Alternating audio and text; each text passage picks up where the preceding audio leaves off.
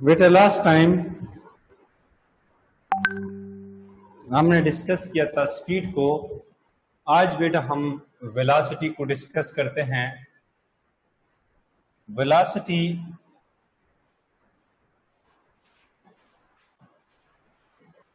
The change in displacement which is occurring in unit time, displacement which is traversed by the body in unit time. It is the time rate of change of displacement which is occurring in unit time. हटाव में तब्दील होने की शरह को इसराक velocity कहते हैं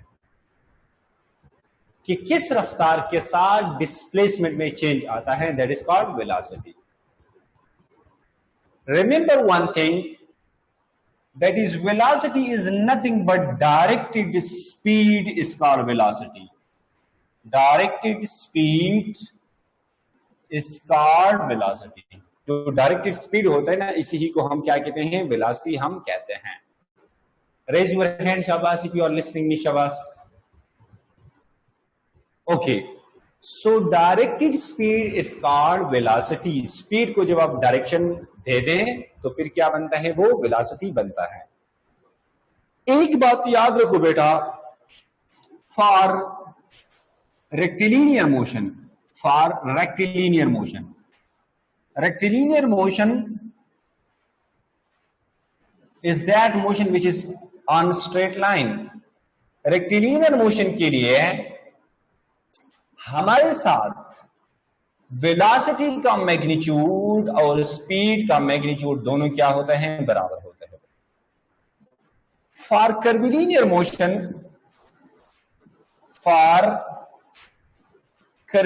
motion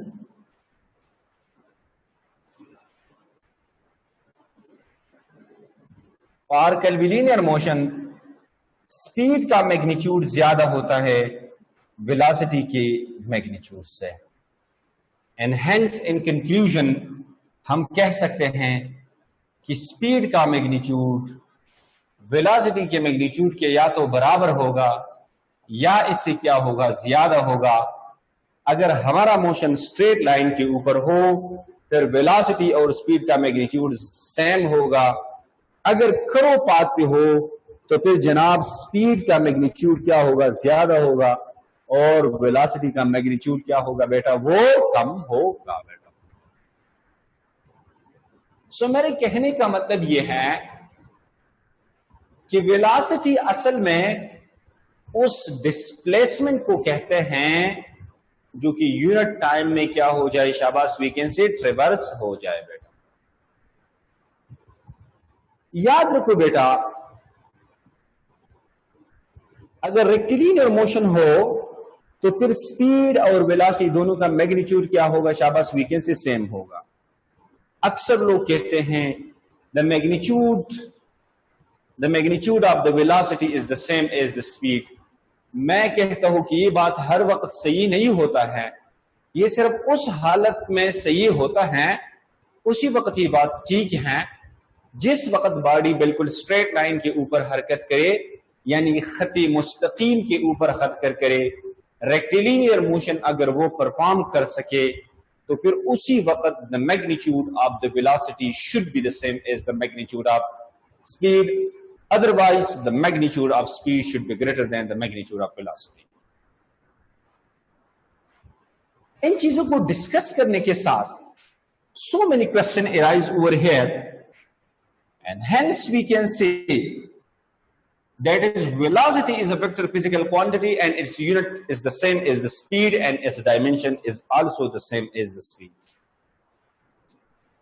जहां तक अगर आप देखें बेटा, एक बॉडी को मैंने नीचे से ऊपर की तरफ फेंक दिया और वो बॉडी दोबारा आ गया। किस स्पीड के साथ मैंने फेंका था, v स्पीड के साथ मैंने फेंका था। जरा जनाब आप हमें इसका एवरेज वेलोसिटी बताइए। What is the average velocity, शाबाश, इसका एवरेज वेलोसिटी क्या होगा? तो एवरेज वेलोसिटी इसके क्या होगा, वो 0 होगा कि इनकी बॉडी इस तरह गया, दोबारा आ गया, इसका डिस्प्लेसमेंट कितना होगा, 0 है, इसी वजह से इसकी एवरेज वेलोसिटी 0 के बराबर है। लेकिन बेटा अगर आप इसकी एवरेज स्पीड पे आ जाएं, दिस इज एवरेज स्पीड बेटा, एवरेज स्पीड कल बताया था बेटा, टोटल डिस्टेंस को टोटल वक्त पर दौरानिये पर जब आप तकसीम करेंगे तो ये जनाब औसत स्पीड आपको मुहैया करेगा, टोटल टाइम पर इसको तकसीम करें बेटा। जरा बेटा आप मुझे एक बात बताइए, अगर ये हाइट h है तो ये वाला हाइट भी क्या होगा, h होगा, मतलब इसने टोटल कितना हाइट को ट्रेवर्स किया है, शाबाश 2h हाइट को इसने क्या है, ट्रेवर्स किया है बेटा, 2h हाइट को। याद रखो बेटा vf is equal to vi plus क्या होता है, शाबाश वी कैन से at होता है बेटा। तो आप जरा मुझे एक बात बताइए बेटा कि हमारे साथ बेटा हम ऐसे लिख सकते हैं बेटा कि इनिशियल वेलोसिटी अब क्या होगी, शाबाश वी कैन से, अगर वो नीचे या एक तरफ पे आप तस्वर करें खैर, तो या आप एस को छोड़िए जनाब, टाइम कितना लगेगा, टोटल टाइम, तो टोटल टाइम को हमने टी का नाम दिया बेटा। याद रखो हम प्रोजेक्टाइल में आपको समझाएंगे, टाइम का फार्मूला होता है 2v0 sine theta divided by क्या होता है, जी के बराबर होता है, जिसको आगे जाकर मैंने डिस्कस करना है बेटा। लेकिन यहां पे एंगल 90 है तो यहां पे क्या होगा, शाबाश 2v डिवाइडेड बाई क्या होगा, जी होगा। तो हम इसको ऐसे लिख सकते हैं कि 2h की जगह हम क्या लगा सकते हैं, शाबाश बेटा वी कैन से 2 एंड हम v लगाते हैं और g डिवीजन में है तो ये g इधर आ जाएगा बेटा, समझ आ रही है। तो h ये 2 क्या हो गया, कैंसिल हो गया, ये 2 क्या हो गया, कैंसिल हो गया। अब h को जरा आ जाओ बेटा, वी कैन से h का फार्मूला क्या है, शाबाश 2as is equal to we can say vf square minus vi का स्क्वायर। तो यहां पे आप जरा पुट कीजिए जनाब, शाबाश, अगर हम h को मालूम करना चाहते हैं, ये बनेगा -2gh बनेगा, साथ में क्या बनेगा, vf क्या बनेगा, vf बनेगा कि नहीं बनेगा बेटा, ये मेरे साथ बनेगा, बल्कि आप ये फार्मूला आप यहां पे इस्तेमाल नहीं, एस इस्तेमाल करो, s is equal to vit plus we can say half at का स्क्वायर। ये क्यों गलत आ रहा है यार, सॉरी। अच्छा चले, ये थर्ड इक्वेशन से ही आते हैं, let me erase this thing. Third equation से ही आ रहे हैं, थर्ड इक्वेशन है -2gh is equal to vf square minus v for any closed path, any closed path, any closed path के लिए एवरेज वेलोसिटी किसका बराबर होता है, शाबाश 0 के बराबर होता है। Average speed is not equal to 0 के बराबर होता है। सिमिलरली बेटा पर एवरी क्लोज्ड पाथ हमारे साथ एक और वेलोसिटी होती है जिसको हम एंगुलर वेलोसिटी कहते हैं। एवरेज एंगुलर वेलोसिटी 0 के बराबर नहीं होता है और ना एवरेज एंगुलर स्पीड 0 के बराबर होता है बेटा। एक क्लोज पाथ में the one and only one thing, that is the average velocity must be equal to, we can say 0 for any closed path बेटा। किसी भी closed path के लिए हम एक चीज हमारे साथ 0 होता है, that is called, we can say, average velocity। याद रखो बेटा instantaneous velocity will never be equal to 0 for closed path। This thing which I just want to, we can say, written with the red one, instantaneous inst, this should not be equal to 0 for, we can say forward shabash पर closed path। हर लम्हे पे होती हैं। जैसे बेटा मेरे sir के ऊपर जो फैन चल रहा है, इस फैन में एवरेज वेलोसिटी कितनी होती है, शाबाश वो 0 के बराबर होती है, लेकिन इंस्टेंटेनियस 0 के बराबर नहीं होती है बेटा। अगर आपको ये समझ आई है बेटा तो रेज योर हैंड, फिर हमने आगे जानना है बेटा, शाबाश। ओके बेटा, जरा बेटा आप इसका थोड़ा सा यू कीजिए, वी कैन से बेटा कि जो वेलोसिटी होती है इसका जरा आप वीटी ग्राफ ड्रा करें, शाबाश। कल हम एसटी ग्राफ हमने ड्रा किया था, आज हम वीटी ग्राफ ड्रा करना चाहते हैं। पहले ग्राफ को हम यू लिखते हैं कि फॉर एग्जांपल दिस वन, यहां पे सिचुएशन क्या है इसका जरा आप स्लोप मालूम करें बेटा। Slope is equal to rise by run v divided by t, which is equal to, we can say, acceleration. This means beta when a graph is drawn between the velocity and time, the slope of the graph will be equal to acceleration beta. The slope of the graph will be equal to what, Shabas? Acceleration beta. So when a graph is drawn between velocity and time, the slope of the graph will be equal to acceleration. सवाल मेरा ये है बेटा कि this is, we can say, time, this is, we can say, velocity. यहां पे हमारे साथ दो ऑब्जेक्ट हैं, एक है ऑब्जेक्ट ए, दूसरा है object we can say B. ये बनाता है जनाब 60 डिग्री एंगल, ये बनाता है जनाब हाउ मच, शाबाश, 30 डिग्री एंगल। मुझसे पूछा है what is the ratio of the acceleration in A to the acceleration in B. तो मेरे ख्याल में यहां पे एक्सेलरेशन क्या आएगा, शाबाश। स्लोप के लिए आप टेंजेंट 60 √3 के बराबर होता है बेटा। इसको डिवाइड करो किसके ऊपर हो, 30 बराबर होते हैं 1/3। यहां से मुराद है 3:1। मेरे कहने का मतलब ये कि acceleration in A is 3 times in the acceleration in B. A में एक्सेलरेशन 3 गुना ज्यादा है बी के मुकाबले में। यही कौन बताता है, यही मुझे वीटी ग्राफ बताता है। वीटी ग्राफ से आप इसरा यानी एक्सेलरेशन को ऑब्टेन कर सकते हो। So hence in conclusion we can say when a graph is drawn between the velocity and time, the velocity and times mean when a graph is drawn between the speed and time या velocity and time, the slope will be equal to, we can say, the acceleration beta. Slope किसके बराबर होगा, high acceleration के बराबर होगा। And such acceleration is known as uniform acceleration. Such acceleration is known as uniform acceleration. Okay जनाब, let me discuss graph number 2. Graph number 2 ये है कि this one is velocity and this one is time. यहां पे इस velocity को हम कहते हैं, इन दोनों में फर्क है जो कल मैंने ड्रॉ किया था बेटा। This one is time, this one is s. इन दोनों में फर्क है। इसका मतलब है ऑब्जेक्ट रेस्ट में है, इसका मतलब ऑब्जेक्ट रेस्ट में नहीं है, बल्कि ऑब्जेक्ट की वेलोसिटी क्या है, कांस्टेंट है। ऑब्जेक्ट की वेलोसिटी कांस्टेंट होने का मतलब यह है कि इसमें एक्सेलरेशन कितना होगा, 0, क्योंकि इनका स्लोप 0 के बराबर है। इनका स्लोप किसके बराबर है बेटा, 0 के बराबर है।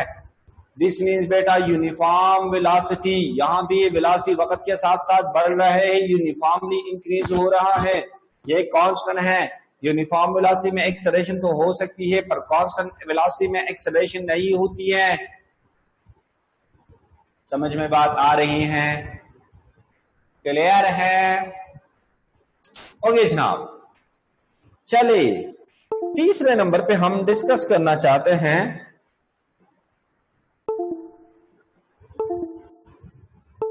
वेलोसिटी टाइम का ग्राफ के बाद वीटी ग्राफ। जब आप बेटा डिस्कस करना चाहते हैं उसको आप दो एस्पेक्ट से डिस्कस करो, with respect to slope, with respect to area under graph. ये बड़े इंपॉर्टेंट है बेटा, with respect to slope, with respect टू इसका स्लोप मुझे क्या देता है, एक्सेलरेशन। एरिया अंडर ग्राफ से मुराद क्या है बेटा, जरा तुम ईमान से बोलो। ये मेरे साथ टाइम है, this one is called velocity बेटा। ग्राफ फॉर एग्जांपल ऐसा गया है बेटा, जरा ये कौन बनाता है, ट्राइंगल बनाते हैं कि नहीं बनाता है बेटा? जरा आप मुझे बताइए, एरिया को लोग ट्राइंगल का कैसे मालूम करते हैं, बेस मालूम करते हैं, यानी half into we can say base हो, फिर किसके साथ मल्टीप्लाई करो, शाबाश, हाइट के साथ मल्टीप्लाई करो, height is V T. S is equal to मेरे साथ क्या बन गया, वी टी बन गया कि नहीं बन गया? इसका मतलब कि एरिया हम क्या लगा सकते हैं, शाबाश, we can say this is nothing but we can say distance which is traverse by the object बेटा। Meant to say beta, when a graph is drawn between the velocity and time, the slope of the graph will give you the acceleration. When a graph is drawn between velocity and time, then area under graph will give you the distance which is traversed by that object. जनाब जरा यूं कीजिए कि हम आपको ये बताते हैं this is we can say velocity. अच्छा, कहां पे खत्म हो गया है? 4 सेकंड पे खत्म हो गया है। कहां से स्टार्ट हुआ है? 4 मीटर पर सेकंड पे स्टार्ट हुआ है। ये मीटर पर सेकंड में है और टाइम किस में गिवन है? सेकंड में गिवन है। जरा इसने कितना डिस्टेंस को ट्रेवर्स किया है? डिस्टेंस के लिए तुम एरिया निकालो बेटा। ये तो मेरे साथ है, क्या है? शाबाश, बताओ मुझे। ये तो रेक्टेंगल है, रेक्टेंगल का एरिया किसके बराबर है? लेंथ इनटू हाइट के बराबर है। लेंथ इसका है 4 मल्टीप्लाई बाई 4, 16 मीटर इसने डिस्टेंस को ट्रेवर्स किया है। लेकिन जनाब बेटा इसमें एक्सेलरेशन कितना है? एक्सेलरेशन इज इक्वल टू 0 बेटा, क्योंकि ये कांस्टेंट वेलोसिटी के साथ हरकत करता है बेटा।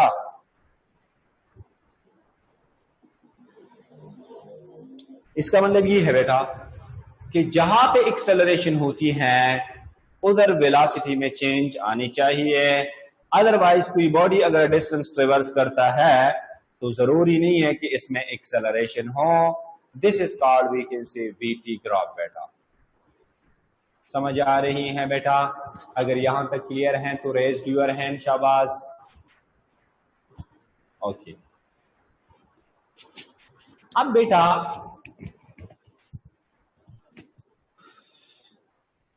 मैं डिस्कस करना चाहता हूं बेटा एक्सेलरेशन को। एक्सेलरेशन जिसको हम उर्दू में इसरा कहते हैं, ये बेटा असल में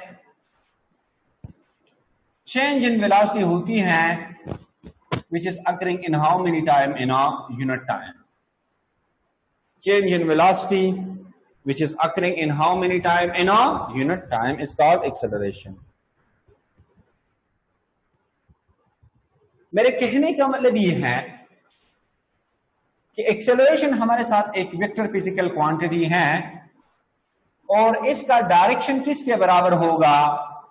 डायरेक्शन इसके बराबर होगा is equal to the direction of change in velocity के बराबर होगा। याद रखो बेटा एक्सेलरेशन दो तरह के होते हैं। एक को हम कहते हैं positive acceleration.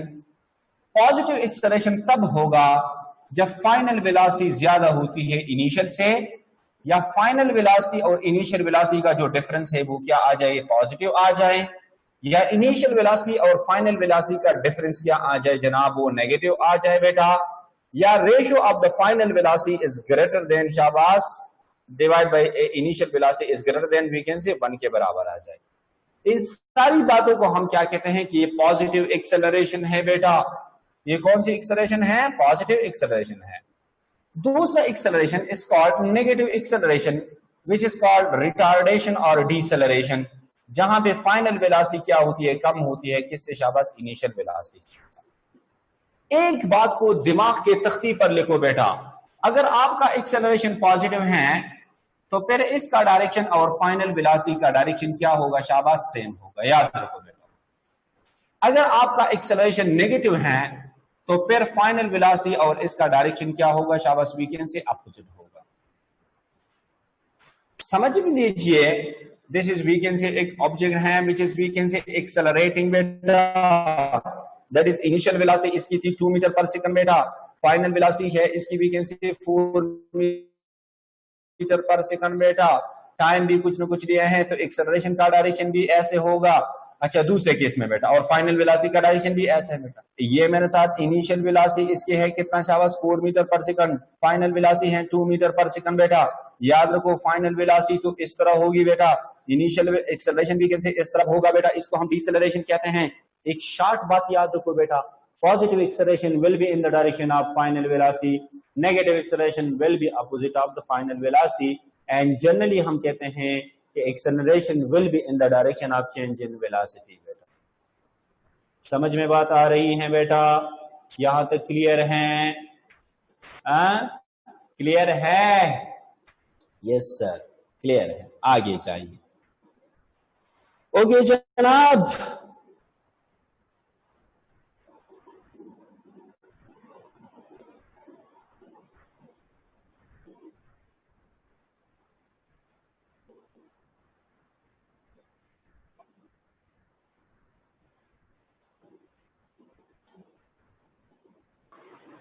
Eighty graph analysis में।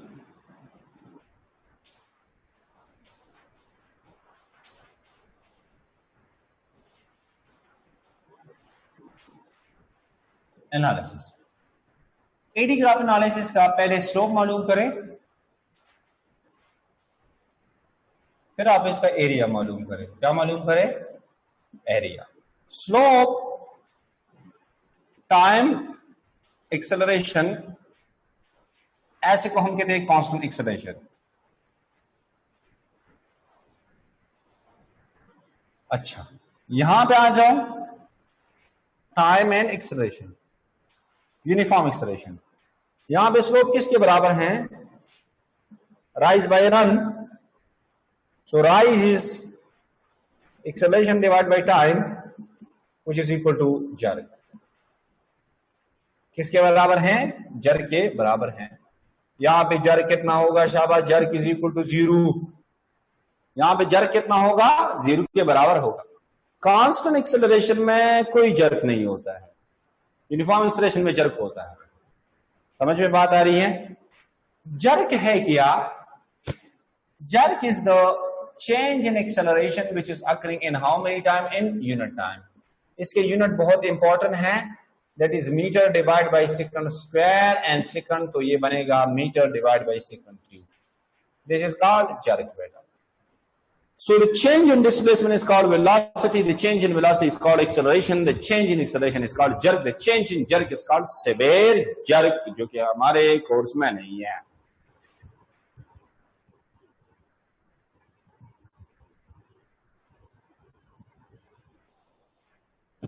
इसी तरह से अगर आप इसका एरिया अंडर ग्राफ निकालना चाहते हैं,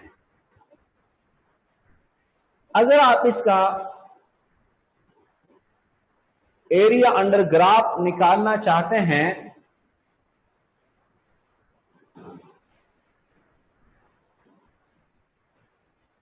सो कैसे होगा? होगा ये ए एन टी, इसका जरा आप एरिया निकालो, half A N T is nothing but change in velocity.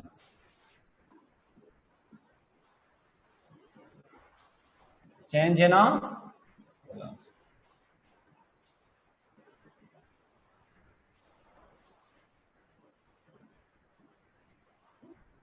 For example,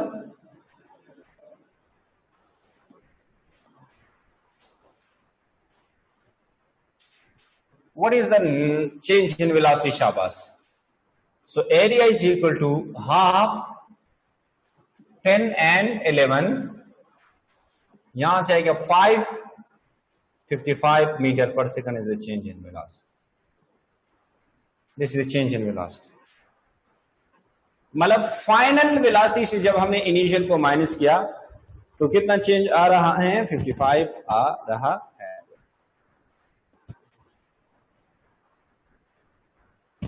clear है? यहां तक अगर क्लियर है तो रेज योर हैंड। शाबाश। फुट पर सेकंड स्क्वायर, अगर आप स्लग की जगह 14.59 किलोग्राम लगा ले, फुट की जगह लगा ले 0.3028 मीटर लगाए, सेकंड स्क्वायर को अपना लिख दे, इसको मल्टीप्लाई करे तो ये 4.45 किलोग्राम मीटर पर सेकंड स्क्वायर इसका न्यूटन बेटा, और 1 पाउंड के अंदर 4.45 न्यूटन होंगे बेटा। 1 न्यूटन के अंदर 10 रेज़ की पावर 5 डाइन्स हैं, तो 1 डाइन्स के अंदर 10 रेज़ की पावर -5 न्यूटन होंगे बेटा। ये हमारा फोर्स है बेटा। बाज़ औक़ात इस पे इस तरह एमसीक्यूज आते हैं कि 1 डाइन में कितना है, या कोई वैल्यू आपको किस में गिवन होगा? शाबाश, आपको न्यूटन में गिवन होगा और आपसे चाहिए कि आप इसको डाइन में चेंज करो, तो किस तरह चेंज करेंगे? आपने जहां पे न्यूटन नजर आ जाए उसकी जगह आपने डाइन लगाना होगा बेटा। इन डायनामिक्स में हमारे साथ कुछ बेसिक लॉज है जिसको हम कहते हैं न्यूटन लॉज। ये लॉज नॉट यूनिवर्सल लॉज हैं, नॉट यूनिवर्सल लॉज। ये यूनिवर्सल लॉज नहीं है, याद रखो। These are not universal laws, ये यूनिवर्सल लॉज नहीं है। तो फिर ये कौन से लॉज है जनाब?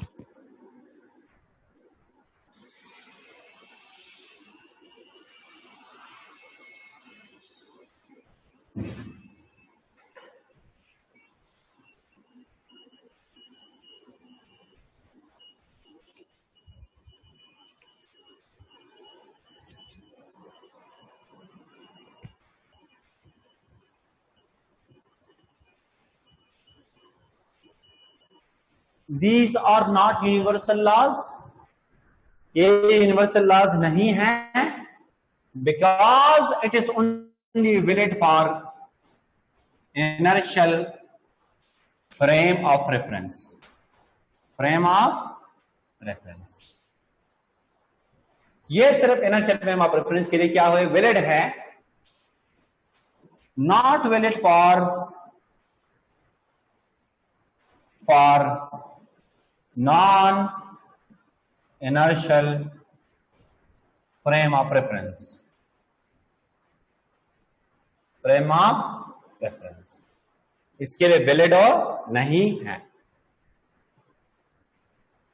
इन लॉज में सबसे पहले जो है वो फर्स्ट लॉ है, Newton first law of motion. ये जो लॉ है ये आपको प्रोवाइड करता है डेफिनेशन ऑफ फोर्स।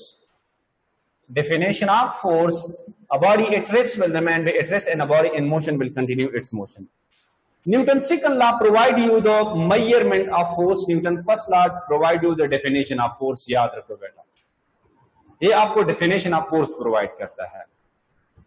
इस लॉ के मुताबिक इसको हम कहते हैं law of inertia, law of inertia, इसको हम लॉ ऑफ इनर्शिया भी कहते हैं। तीसरी पॉइंट ये है,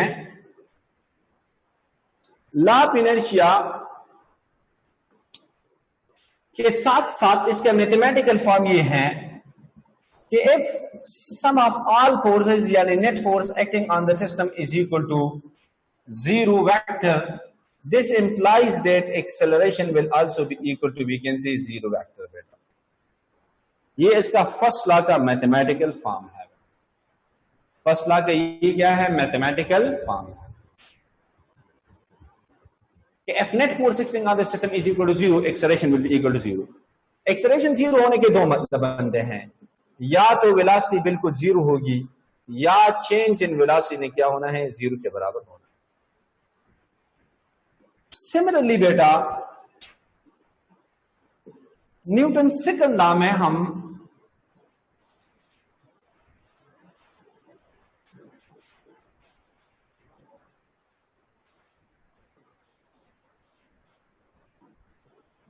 सेकंड लॉ में हम F is equal to M A, F is equal to M A मेरे ख्याल में ही तो आपको आता है, और ये हमें प्रोवाइड करता है measurement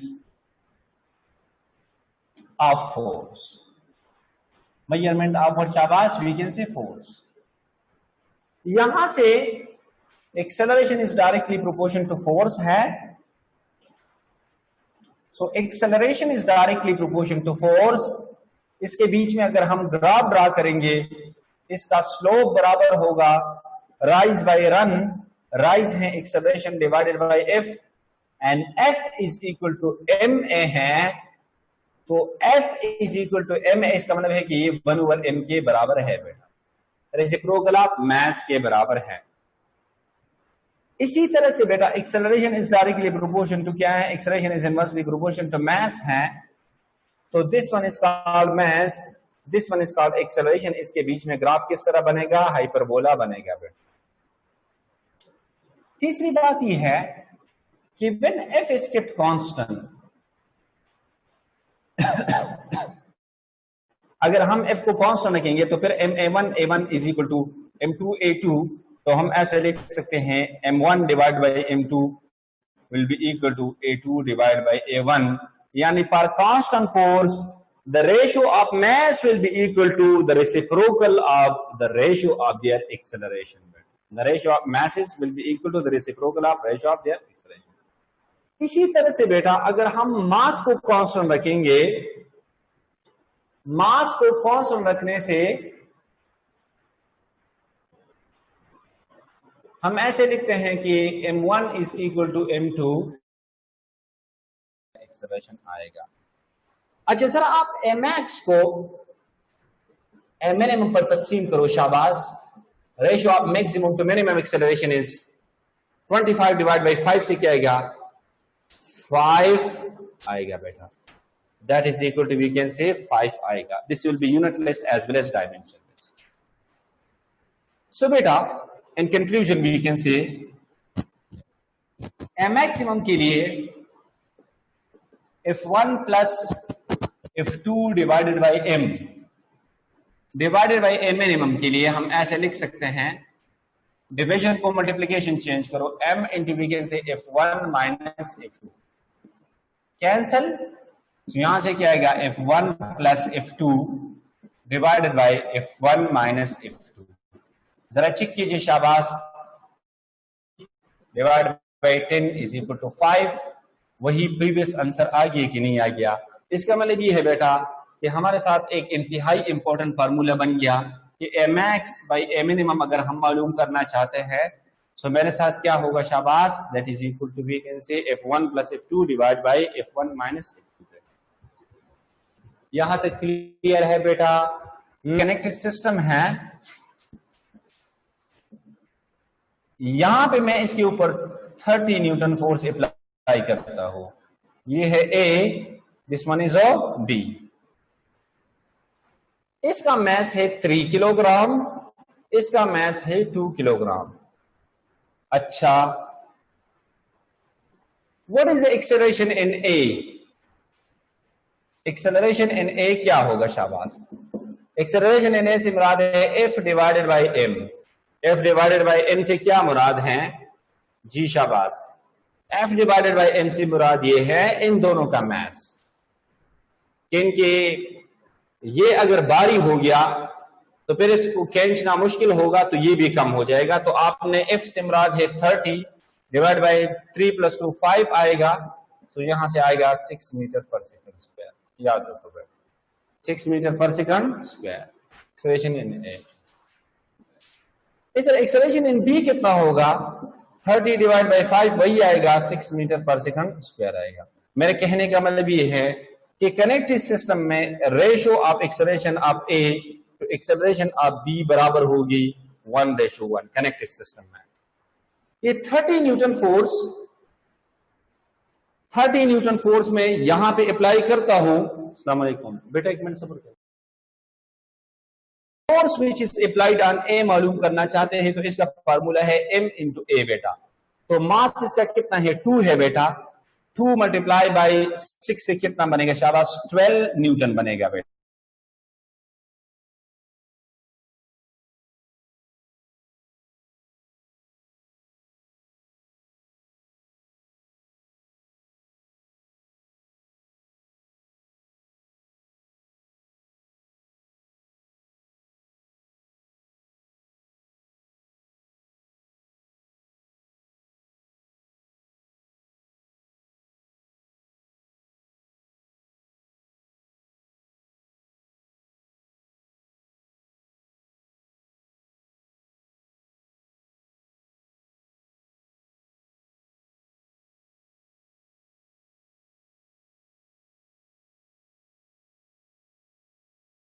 So, mean to say, for connected system, they must have the same acceleration, but there will be different force acting on these objects. Like the force acting on 3 kilogram will be 18 Newton, and the force acting on 2 kilogram will be equal to 12 Newton. This was in connected system. Last but not the least one, that is called Newton third law of motion. Newton का तीसरा कानूनी हरकत वो ये है कि the force acting on system A on B should must be equal to B on A. There will be, we can say, equal in magnitude but opposite in direction. Beta, for every reaction there will be an opposite in reaction force. The section and reaction will be equal in magnitude, opposite in direction. याद रखो बेटा, ये never cancel each other. बेटा, never cancel each other. Action and reaction never cancel each other. Action and reaction एक दूसरे को कभी भी cancel नहीं करेगा, because it will act on different object. That's the reason बेटा कि ये cancel नहीं करता है बेटा. बेटा हमारा हरकत परिंदों का हवा में उड़ना और बहुत सी ऐसी चीजें, ये सारी की सारी न्यूटन थर्ड लॉ की मदद से करते हैं बेटा, कि वो एक्शन करते हैं तो दूसरी जगह पे रिएक्शन करते हैं. टाइम आज हमारा थोड़ा सा ज्यादा लग गया, I am sorry for that. अगर आप लोगों को कोई क्वेश्चन है तो आप प्लीज रेज योर हैंड जल्दी जल्दी, ताकि हम आपको सवाल का जवाब दे दें और फिर मैं चले जाऊं.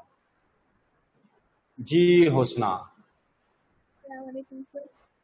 हेलो हेलो हुस्ना. सर. वालेकुम सलाम. आवाज आपकी बहुत स्लो है. चलें. सर मेरा क्वेश्चन ये है कि आपने बोला कि यूनिफॉर्म वेलोसिटी में एक्सेलरेशन पॉसिबल है लेकिन कांस्टेंट वेलोसिटी में नहीं. तो सर यूनिफॉर्म और कांस्टेंट वेलोसिटी एक चीज नहीं है क्या? यही दोनों तो, में नहीं यही तो फर्क है ना. कांस्टेंट वेलोसिटी बिल्कुल वो जहां पे इसकी बिल्कुल चेंज नहीं आ रही थी. यूनिफॉर्म वेलोसिटी का मतलब कि माइट यहां पे चेंज चाहिए जाए विद रिस्पेक्ट टू डायरेक्शन. हम ये कॉमनली तो हम एक ही चीज को, इनको तो हम इंटरचेंजेबली यूज करते हैं. हाँ तो ये गलत है ना. The acceleration of the constant velocity, the slope of the constant velocity is equal to 0, but the slope of the uniform velocity is not equal to 0. That is acceleration. और इस तरह एक्सेलरेशन की बात भी है कि कांस्टेंट एक्सेलरेशन में कोई जर्क नहीं और यूनिफॉर्म नहीं होता है. और सर मैंने वो जो आपको एमसीक्यूज भेजे था, फिर मैंने कोई एक्सप्लेनेशन भेजी थी आपको, तो जो मैंने देखा नहीं था. चलो आज देखूंगा कि आपने किस तरह का एक्सप्लेनेशन भेजी है. ठीक है सर. ठीक. Eman Asif be ready. IPad ready. जी एमन. सर मैंने एक तो ये हुस्ना जो बात बोल रही है, इसका हम इस तरह इसको इंटरप्रेट कर सकते हैं कि मतलब जो यूनिफॉर्म वेलोसिटी हमारे पास होती है वो चेंज होती है लेकिन equal distance and equal interval of time, और जो कांस्टेंट होती है उसका मैग्नीट्यूड सेम रहता है थ्रू आउट. हाँ, बिल्कुल बिल्कुल. और जो मैथमेटिकल फर्क है वो ये है कि कांस्टेंट वेलोसिटी का जो स्लोप होता है वो 0 के बराबर होता है, यूनिफॉर्म वेलोसिटी का स्लोप 0 के बराबर नहीं होता है. और सर मैंने एक एमसीक्यू पूछना है, प्लीज जल्दी से करा दें. on a railway network, on a railway track, a driver applies the brakes of the train at yellow signal, a distance 1 kilometer from red signal, where it stops. The maximum deceleration of the train is 0.2 meter per second square. Assuming uniform deceleration, what is the maximum safe speed of the train at the yellow signal? तो ये MCQs है या कोई numerical question आपने पूछा? Sir ये ईटा 2012 में आया हुआ है, लेकिन ये बहुत ज्यादा लंबा भी है और अजीब सा भी है, मुझसे भी नहीं हो रहा. आप सेंड करो. चलो ये दूसरा क्वेश्चन मैं लेता हूँ. तो अगर यहाँ पे आप मुझे व्हाट्सएप कीजिए, मैं देखता हूँ कि किस तरह तस्वीर साफ पिक्स सेंड करो. मैं यहाँ पे पढ़ता हूँ, फिर आपको मैं यहाँ से कराता हूँ. ठीक है सर आप मुझे नंबर बता दें. 0341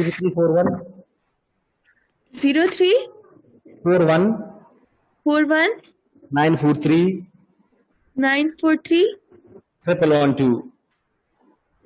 112. सही है सर, मैं आपको करती हूँ, आप आगे कंटिन्यू करें तो फिर मैं जल्दी से सेंड कर रही हूँ. सही है. Thank you sir.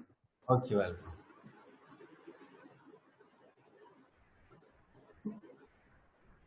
IPad.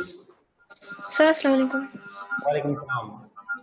Sir आपने जो पीछे स्पीड का कहा कि एवरेज स्पीड जो है वो 0 के बराबर नहीं होगा, वो total distance divide by total time, तो इसमें आपने डिस्टेंस 2h लिया, तो ये टाइम 2t नहीं आएगा? 2h मैंने इसलिए ना कि बड़ी एक जमीन से ऊपर की तरफ गया ना, h फासला इसने ट्रिवर्स किया, फिर दोबारा आ गया, फिर h फासला को उसने ट्रिवर्स किया, तो मैंने 2h इसलिए ले लिया। 2 हाइट को उसने ट्रिवर्स किया, नीचे से ऊपर फिर ऊपर से नीचे। तो सर टाइम 2t नहीं आएगा? टाइम 2t आएगा, लेकिन t कितना लिया है उसका तो हमें पता नहीं है ना, तो इसलिए मैंने टाइम ऑफ फ्लाइट लगा दिया, प्रोजेक्टाइल से मैंने निकाल दिया। प्रोजेक्टाइल में इंशाल्लाह कल परसों कराऊंगा इंशाल्लाह। तो सर हम टाइम 2t नहीं लेंगे, टाइम की जगह ये और दूसरा इक्वेशन पुट करेंगे। हाँ, अगर आप चले मैंने 2t ले लिया, फॉर एग्जांपल 2t ले लिया, इक्वल टाइम ले, लेकिन t की बजाय आपने क्या चीज पे पुट करना है? t तो हमें तो गिवन तो नहीं है ना। यस मुझे बात आ रही है ना? Yes sir. हाँ, तो इसलिए मैंने इसको पुट किया। सर और मैंने आपसे एक 2 MCQs का पूछना था, उसमें मैं थोड़ी कंफ्यूज हूँ। एक minute, just 1 minute. VF is equal to क्या है? VI प्लस AT, ठीक है। अगर ये ऊपर जाता है तो ये मेरे साथ ऐसे आएगा, ये 0 बन जाएगा, तो ये VI माइनस T बन जाएगा, तो T is equal to VR divide by G बन जाएगा, ठीक है बेटा। अच्छा, यहाँ पे आप चले, ये देखो, अगर आप उस इक्वेशन को इस्तेमाल नहीं करना चाहते हो ना, तो VF को अपवर्ड मोशन के लिए माइनस GT बन जाएगा। अच्छा, टॉप ये चीज क्या हो जाएगा? 0 हो जाएगा। Yes sir. क्या बनेगा? GT बन जाएगा,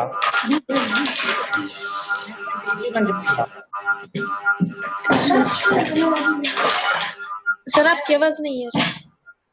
आपकी आवाज, मेरी आवाज इसलिए नहीं आ रही है कि आपके मोबाइल में इतना शोर है, जो पंखा चल रहा है वो बहुत ज्यादा आवाज पैदा कर रहा है।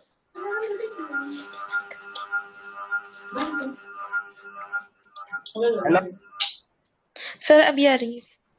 अच्छा, अब यहाँ पे देखो शाबाश, average speed is equal to क्या है? 2h डिवाइडेड बाय क्या है शाबाश? ये तो एक टाइम था ना, तो 2 को इसके साथ मल्टीप्लाई करो, यहाँ पे मैं लिखूंगा 2v डिवाइड बाई g बन जाएगा, तो h कैंसिल, तो फिर भी क्या डिवाइड बाई b बन गया। Okay sir. ठीक है, यस सर। सर और मुझे ये 2 MCQs में थोड़ा प्रॉब्लम है, तो मानशमा टाइम खत्म शुदा रहता रासिन के चिदर तो हुक्म दिया। हाँ, okay sir, thank you sir. Okay sir.